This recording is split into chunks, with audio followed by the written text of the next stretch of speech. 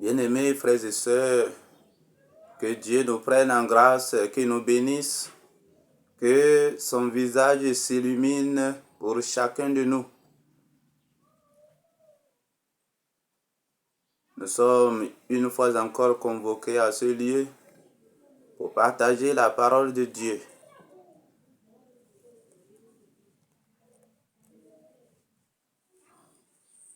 La dernière vidéo, celle qui a précédé celle-ci et qui était la section numéro 1 de l'enseignement sur réclame ta visibilité. Celle que tu vois aujourd'hui, que tu écoutes aujourd'hui,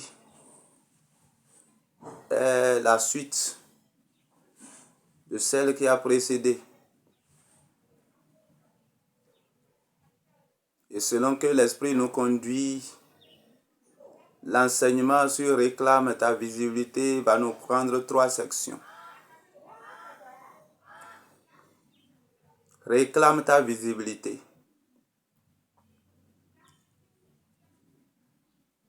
Toi qui écoutes cette vidéo, réclame ta visibilité.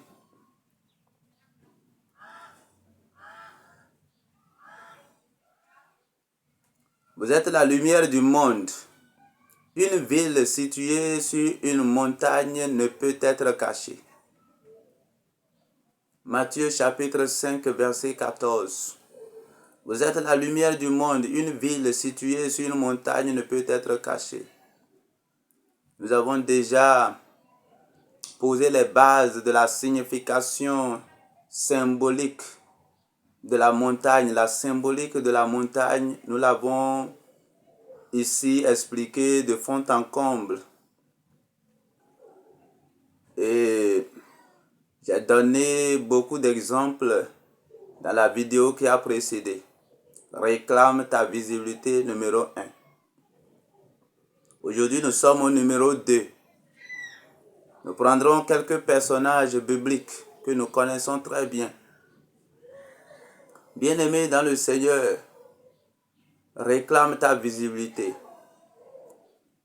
Vous êtes la lumière du monde. Une ville située sur une montagne ne peut être cachée. Elle n'est pas cachée aux yeux de Dieu. Elle n'est pas cachée aux yeux des hommes, des humains. Elle n'est pas cachée au diable. Elle n'est pas cachée à l'ennemi. C'est pourquoi vous allez remarquer que les grandes destinées sont celles qui sont le plus combattues. Les grandes destinées sont celles qui sont le plus combattues du monde des ténèbres. Il y a un paradoxe que je vais vous dévoiler. Vous savez, quand vous êtes dans l'obscurité, il vous est possible de percevoir celui qui est dans la lumière. Quand vous êtes dans votre cachette, dans l'obscurité quelque part, vous pouvez bien sûr observer ceux qui se meuvent dans la lumière. Mais il est plutôt difficile à celui qui est dans la lumière de toujours voir ceux ou celui qui est dans les ténèbres, dans l'obscurité. C'est là le paradoxe. Ne pensez pas que vous êtes dans la lumière, que vous êtes sur la montagne et que vous n'êtes pas perçu par l'ennemi.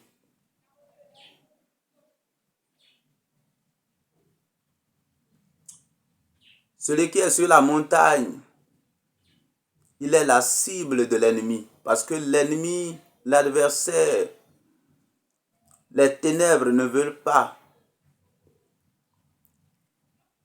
Lorsque la lumière apparaît,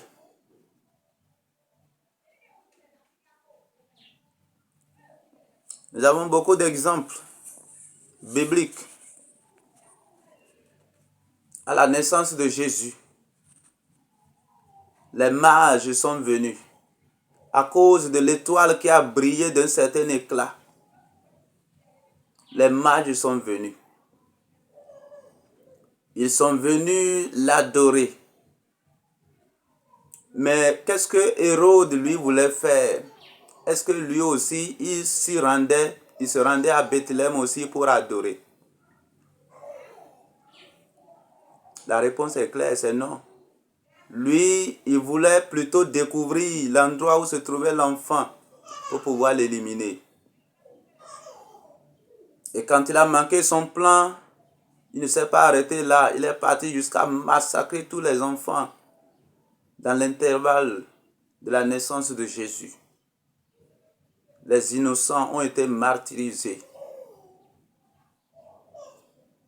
Oui, parce que tout simplement, on cherche cet enfant qui a connu cette visibilité, qui a mobilisé le monde. Il fallait l'éliminer. C'est une menace. Votre présence sur la montagne est une menace à l'endroit de l'ennemi, à l'endroit du diable, à l'endroit du monde des ténèbres. Il faut en prendre conscience. Les grandes destinées sont celles qui sont le plus combattues. Il faut en prendre conscience.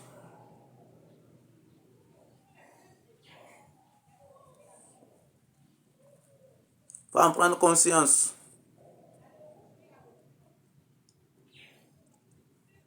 La visibilité a un prix et c'est le prix du combat. C'est le prix du combat. Le combat contre la paresse. Le combat contre la léthargie. Le combat contre le sommeil. Dans son sens spirituel comme dans son sens physique. Le combat contre le péché. Le combat pour la fermeté dans la foi. Le combat contre la compromission.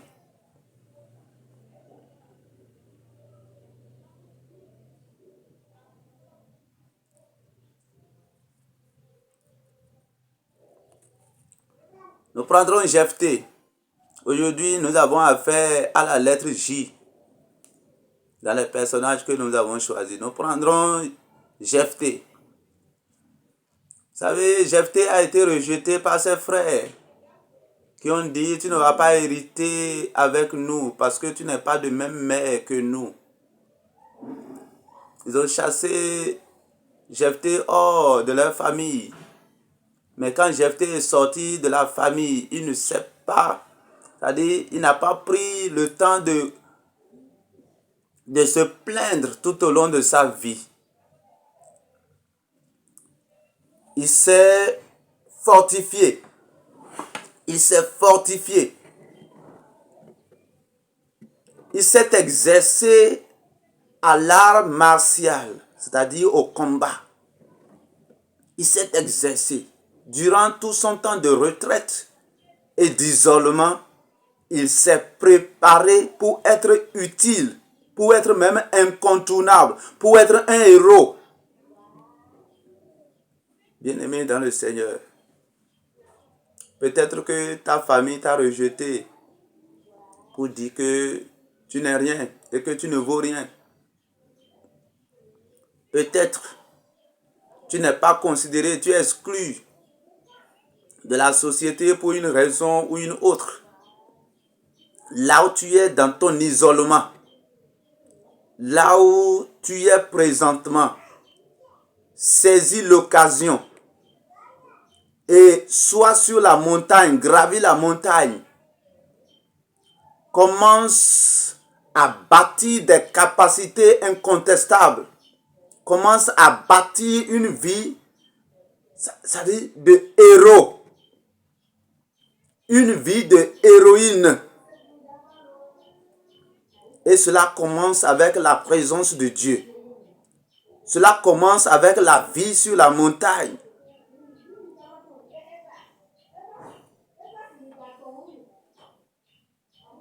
Je vois que le temps de ton isolement, le temps de ton exclusion, tu l'utilises pour être amer.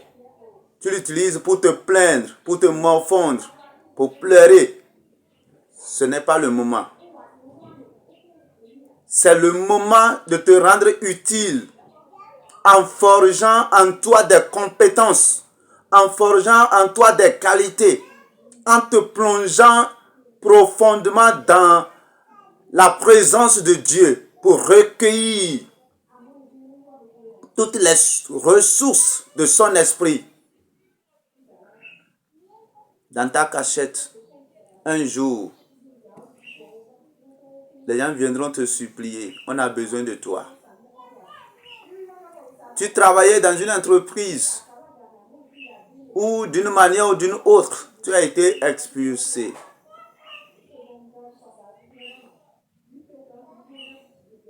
Des critiques, la jalousie, la haine, la méchanceté t'ont fait sortir de ces lieux où tu te sentais plus ou moins dans un certain confort. Mais aujourd'hui, où tu es isolé, ne cultive pas la colère, ne cultive pas l'amertume, ne garde aucun ressentiment contre qui que ce soit.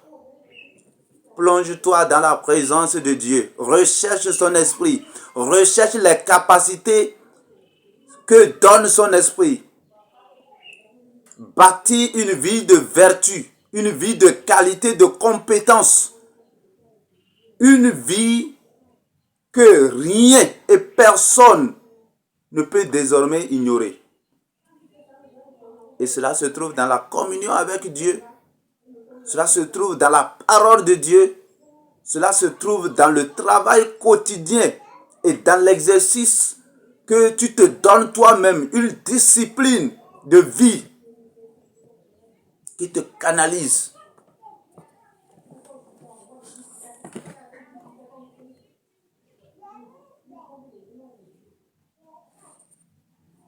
Jephthé. Il y aura un moment où les ennemis vont menacer. Les ennemis vont menacer le peuple d'Israël. Vont menacer cette tribu qui a dû chasser Jephthé de la famille. Ils vont faire recours à Jephthé. Ils vont faire recours à Jephthé. Bien-aimé dans le Seigneur, là où tu es, même si les hommes semblent t'oublier, quelque chose va s'imposer à eux. Quelque chose va s'imposer à eux. Une situation va imposer ta personne. Parce qu'il y aura un besoin, il y aura un vide que seule ta personne peut combler. Le Seigneur va créer ce vide. Pourvu que toi, dans l'état où tu te retrouves présentement, tu embrasses la vie de la montagne. Le Seigneur va t'annoncer d'une façon spectaculaire au monde. Il va te révéler. Tu ne resteras pas caché pendant longtemps. Oui.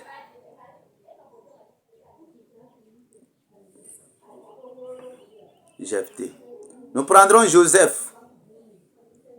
Joseph a vécu avec ses frères et son père, Jacob. Mais le songe qu'il a eu, le songe de gloire qu'il a eu, a tout bouleversé dans ses relations. La haine, la jalousie, la méchanceté se sont abattus sur lui de la part de ses propres frères. Frères, sœurs, quand il y a une étoile sur ta vie qui brille, quand depuis ta naissance, Dieu a mis une certaine lumière en toi, une certaine visibilité en toi, les hommes feront feu de tout bois pour couvrir cela.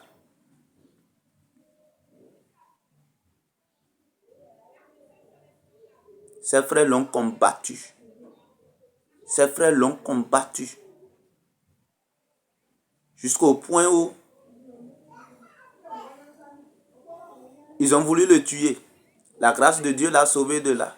Ils l'ont vendu pour être esclave en Égypte. Mais dans la maison de Potiphar, Joseph va encore démontrer sa vie de montagne. Une ville située sur une montagne ne peut jamais être cachée. Potiphar remarque que non, j'ai eu beaucoup de boys dans cette maison, beaucoup de serviteurs dans cette maison, mais celui-ci est particulier. On peut le distinguer. Frère et sœur, est-ce qu'on peut facilement te distinguer en tant qu'enfant de Dieu? Toi qui te réclames chrétien, chrétienne, est-ce qu'on peut vraiment te distinguer parmi tant d'autres personnes? Est-ce que ta visibilité chrétienne, est-ce que en regardant ta manière de vivre, le style de vie que tu affiches, est-ce que l'on peut facilement t'identifier et dire non, celui-ci c'est un chrétien, celle-ci c'est une chrétienne? Elle a une façon de vivre qui ne ressemble pas à d'autres filles, à d'autres femmes du monde. Il a une manière de vivre qui ne se rencontre pas communément.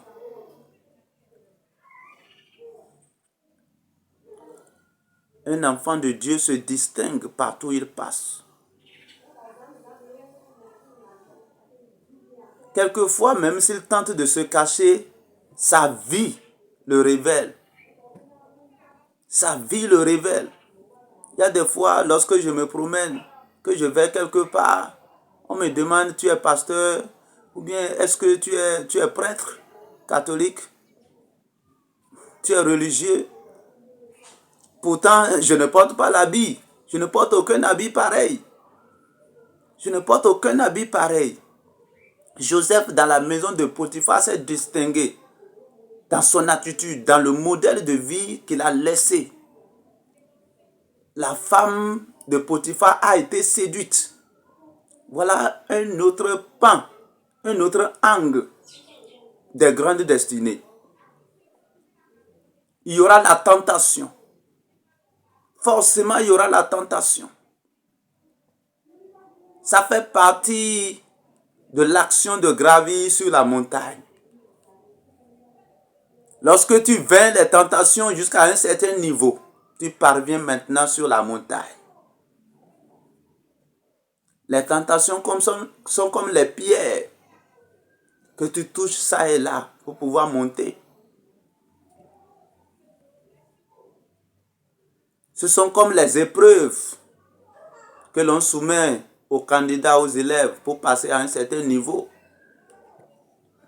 Mais si tu échoues, il te faut reculer ça t'amène à être stagné.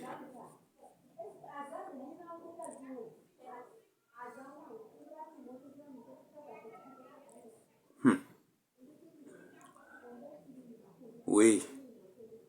À moins que tu sois vainqueur des tentations, des astuces et des ruses de l'ennemi, tu ne parviendras pas au sommet de la montagne où la visibilité est possible. Joseph va vaincre cette tentation, mais cela va le conduire en prison. Le monde fondamentalement est contre la lumière. Le monde fondamentalement est contre les grandes destinées. Le monde fondamentalement est contre les libérateurs. Je ne suis pas un politicien, mais par la grâce de Dieu, j'ai passé par la diplomatie et les relations internationales à l'université en son temps.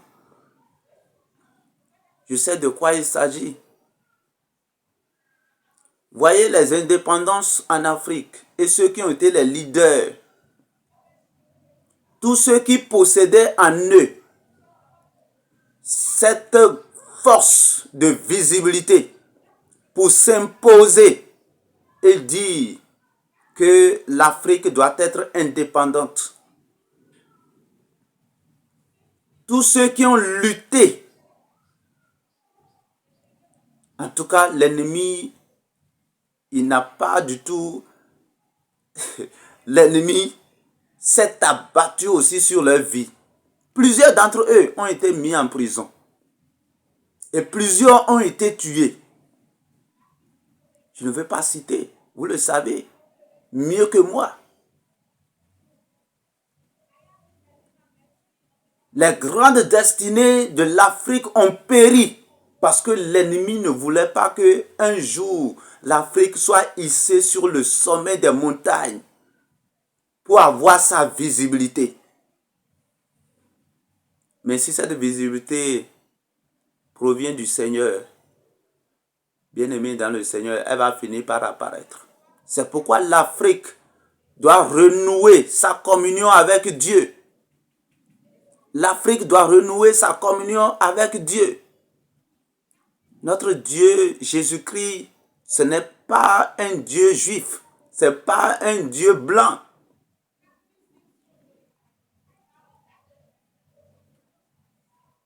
L'Afrique est destinée à la visibilité.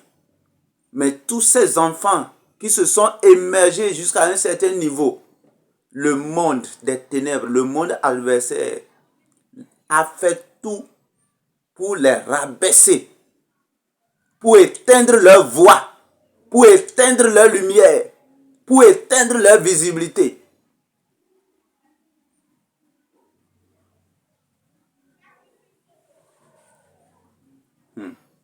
Aujourd'hui, toi qui m'entends, c'est toi qui es la relève.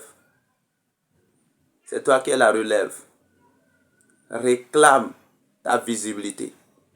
Réclame ta visibilité.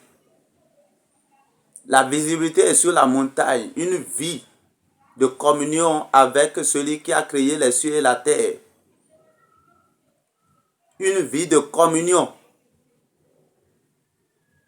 avec l'esprit de Jésus-Christ qui est au-dessus de toute autre force, de tout autre esprit ayant existence sur cette terre,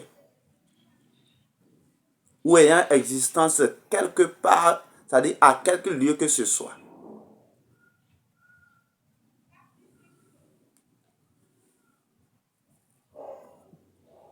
Joseph dans la prison va interpréter, sa compétence n'est pas finie. C'est pas parce que les gens t'ont traîné dans quoi, ta compétence n'est pas finie. Pourvu que tu te maintiennes sur la montagne, c'est encore là. Toutes ces qualités, tous ces talents, toute cette compétence est encore en toi. La lumière du Saint-Esprit t'accompagne toujours, tant que tu n'as pas dévié du plan de Dieu. Il est là, en prison, il va interpréter le rêve, le songe du panetier et de l'échanson. L'échanson va sortir de la prison avec cette promesse. Je vais parler de toi à Pharaon. Mais quand il est sorti, la Bible dit qu'il a oublié Joseph. Comme autrefois, le roi avait aussi oublié Mardochée. Il a oublié Joseph, bien-aimé dans le Seigneur. Ceux qui doivent témoigner de ce dont tu es capable. Ceux qui doivent porter ton nom vers les entreprises les plus grandes, vers les usines les plus grandes, vers les administrations les plus grandes, vers les postes les plus grands, vers les positions les plus grandes pour toi. Ceux qui doivent t'amener à la visibilité, ils t'ont oublié. Ils t'ont oublié. Mais leur oubli ne durera pas longtemps. Toi, maintiens-toi tout simplement sur la montagne, soit au travail, soit dans l'exercice, soit dans l'obéissance à Dieu.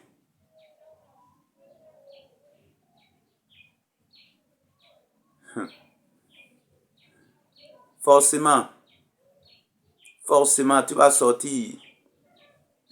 La personne ne sera pas ignorée pendant longtemps. Dieu va créer des situations encore. Il va créer des situations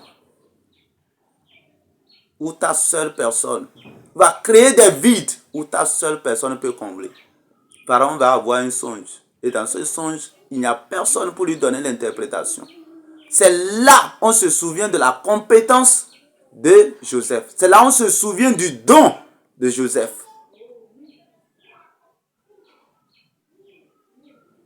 Bien-aimé dans le Seigneur, ne néglige pas le don qui est en toi. Ne néglige pas la lumière qui est en toi. Entretiens cette lumière, entretiens ce don. Cette qualité que Dieu t'a donnée, cette compétence que Dieu t'a donnée, dans quelque domaine que ce soit, préserve cela. Même si les hommes t'ont caché quelque part, même si les sorciers, les marabouts, même si quelques manipulateurs a tenté de te couvrir sous un boisseau, tu sortiras de là. Tu sortiras de là. Tu sortiras de là.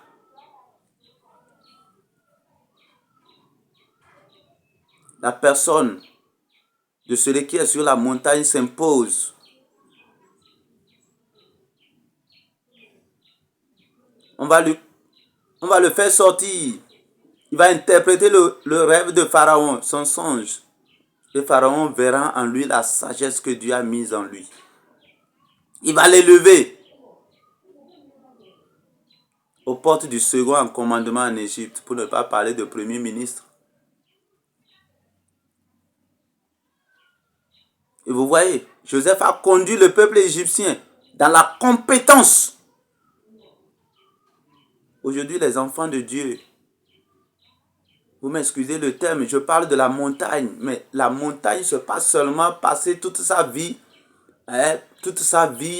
à prier depuis le matin jusqu'au soir, à ne rien faire, à ne bâtir aucune compétence. Si Joseph était seulement un songeur, c'est-à-dire il ne fait que dormir et songer, donner des interprétations aux songes, si ce n'est que ça sa vie, il ne peut pas diriger un pays. Il ne peut pas diriger un pays, surtout en temps de crise. En temps d'abondance, il a su gérer le pays. En temps de crise, il a su gérer le pays.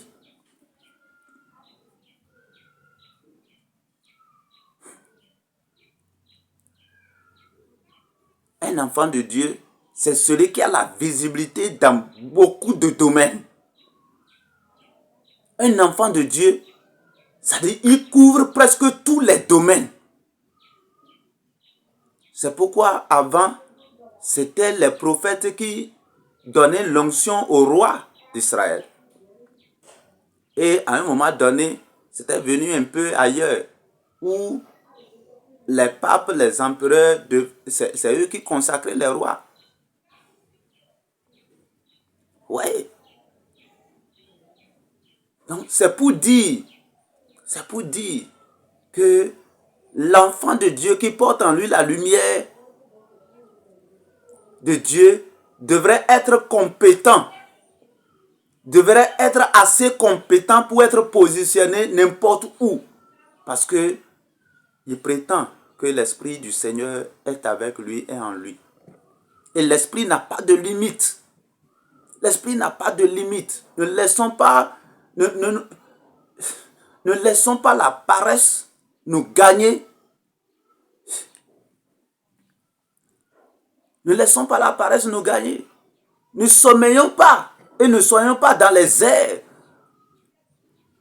Il faudrait que le chrétien commence à bâtir en lui les capacités, des compétences, des qualités qui sont incontournables.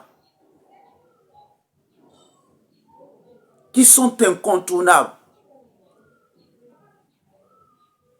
dans le concert mondial.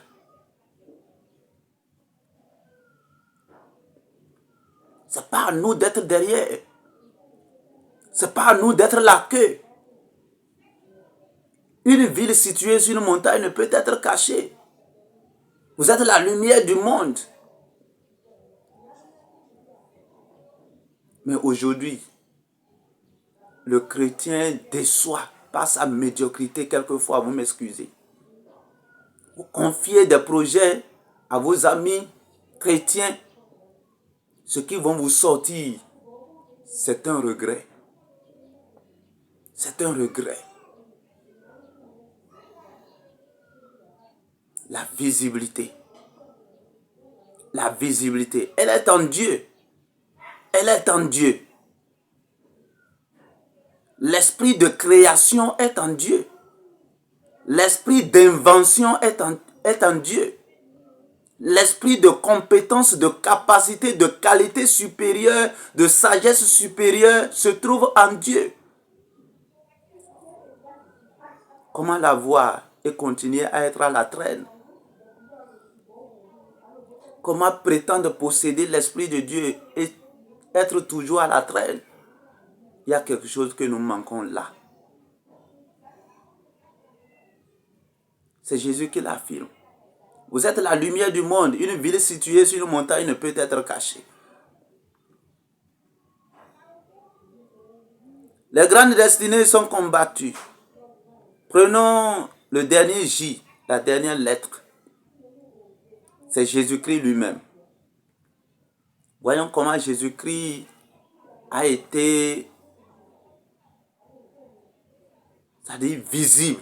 Voilà comment sa visibilité a été possible. Il est resté au désert pendant 40 jours, 40 nuits, en train de jeûner. C'est ça la montagne. Il n'a pas commencé son ministère juste comme ça.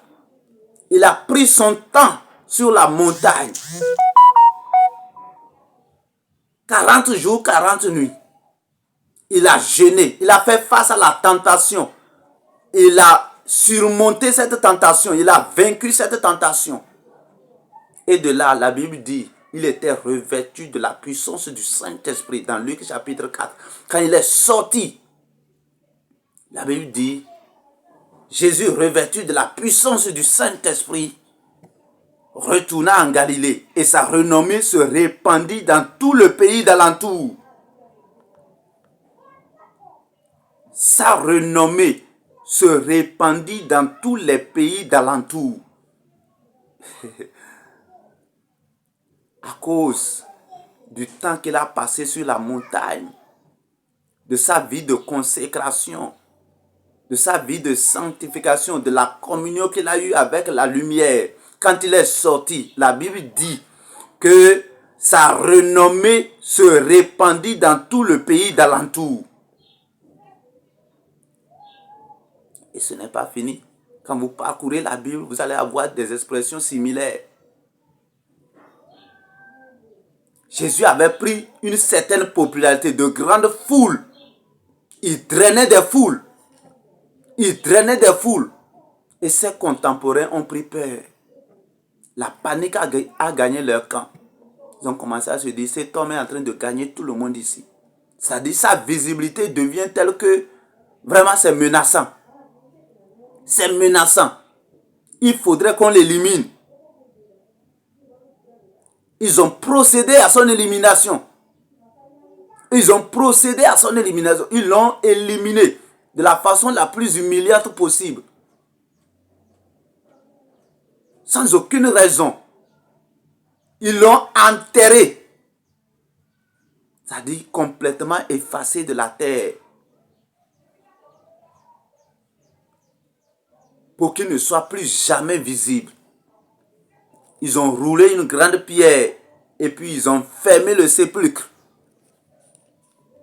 Aujourd'hui, pendant que je parle, il y a beaucoup de destinées glorieuses. Beaucoup de destinées qui devraient avoir la plus haute visibilité dans ce monde. Dans le monde spirituel, dans le monde matériel, dans le monde financier et économique. Qui sont maintenant sous la terre. Que l'adversaire, le méchant, ont englouti quelque part. Mais cela ne va pas durer longtemps. Cela ne va pas durer longtemps. De la même façon que Jésus-Christ n'est pas resté sous cette terre, tu ne resteras pas là. Tu es appelé à monter. Tu es appelé à monter au plus haut pour être visible. La visibilité que Dieu t'a conférée depuis le sein de ta mère, cette visibilité, personne ne te la prendra. Personne ne pourra te l'arracher. Seulement toi, sois sur la montagne, réclame-la jour et nuit par ton attitude, ta manière de faire, ton travail assidu, ta discipline et ton obéissance à la parole de Dieu. Ta communion avec le Saint-Esprit.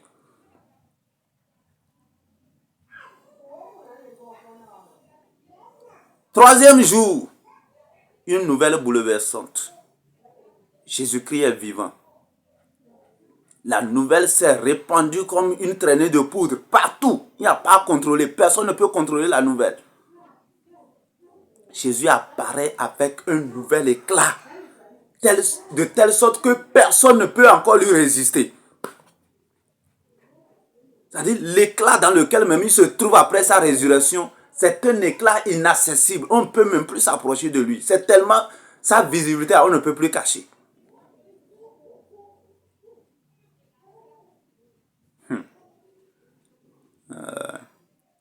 Jusque même,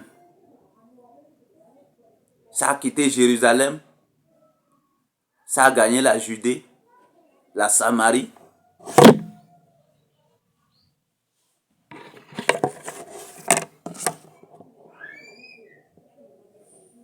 Les extrémités de la terre, jusque c'est venu en Côte d'Ivoire, sa visibilité s'est répandue sur toute la terre, à la honte de l'ennemi. Sa visibilité a pris toute la terre à la honte de l'ennemi, à la grande confusion de l'ennemi. Aujourd'hui, il n'y a pas cette partie de la terre, que tu le veuilles ou pas, ton oreille va entendre parler de Jésus. Il n'y a pas cette partie de la terre. Alors que les gens pensaient en finir. C'est maintenant que la visibilité est encore plus grande. On l'adore partout. Jésus, Jésus, ce que tu as fait pour nous, tu es mort sur la... Pendant que l'ennemi pensait l'exposer. Aujourd'hui, presque toute la terre adore Jésus-Christ. Presque toute la terre prononce son nom et chante sa louange, sa gloire et sa victoire.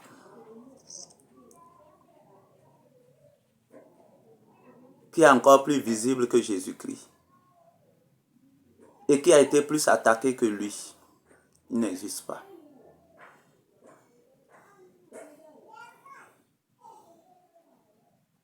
Mon frère, ma soeur, tu es engagé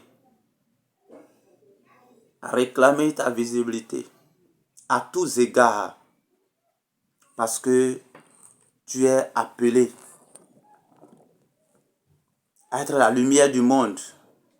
Tu es appelé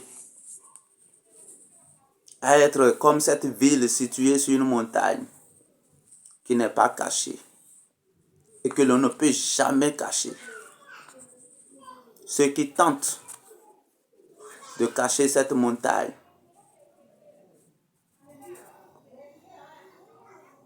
ils se retrouveront dans la confusion. Parce que ta visibilité qui émane de la montagne, c'est une visibilité que personne ne peut arrêter. Voici la promesse de l'Éternel à ton égard. Une promesse conditionnelle. Deutéronome 28, verset 13. Deutéronome 28, verset 13. L'Éternel fera de toi la tête et non la queue. Tu seras toujours en haut et tu ne seras jamais en bas. Tu seras toujours en haut. Tu ne seras jamais en bas. Voici la condition. Lorsque tu obéiras au commandement de l'Éternel, ton Dieu, lorsque tu observeras et mettras ses commandements en pratique. Lorsque, selon notre terme que nous utilisons ici, selon le jargon de notre vidéo aussi, lorsque tu seras situé sur la montagne. Je prie pour toi, mon frère, je prie pour toi, ma soeur. Toi qui ne connais pas encore Christ, ou toi qui le connais et qui n'est pas encore visible, alors que tu es appelé par ton Sauveur à la visibilité. Je prie que le Saint-Esprit qui a favorisé cette vidéo, qui t'a conduit à cette vidéo, réalise quelque chose d'extraordinaire dans ta vie qui ne peut être contesté par qui que ce soit et que ta visibilité s'impose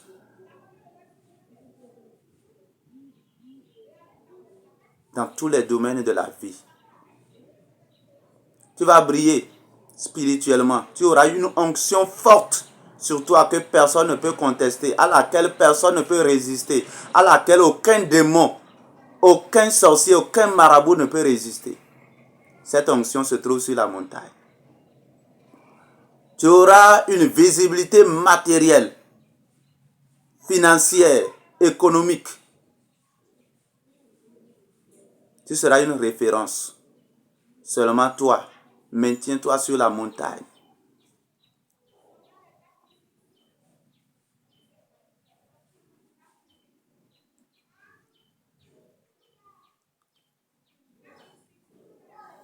Que le Seigneur te bénisse. Que sa grâce soit sur toi.